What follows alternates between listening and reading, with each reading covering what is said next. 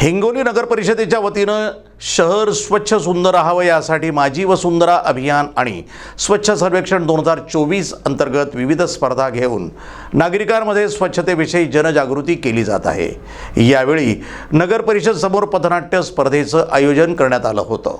नगर परिषदेचे मुख्य कार्यकारी अधिकारी अरविंद मुंडे, स्वच्छता निरीक्षक बाळू बांगर, नगर परिषदेचे कर्मचारी तसंच शहरातील नागरिक मोठ्या प्रमाणावर उपस्थित होते।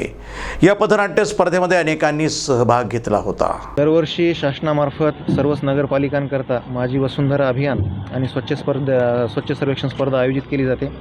हिंगोली नगरपालिका दरवर्षी या स्पर्धेमध्ये सहभाग घेत असते।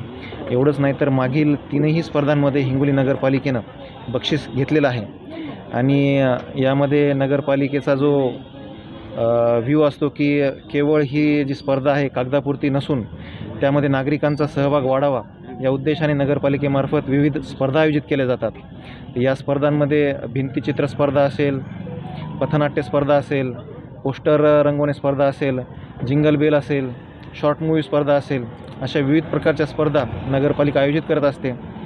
तर या ठिकाणी मागच्या आठवड्यामध्ये भित्तिचित्र स्पर्धा झालेली आहे आणि आज या ठिकाणी पथनाट्य स्पर्धा आयोजित करण्यात आली होती।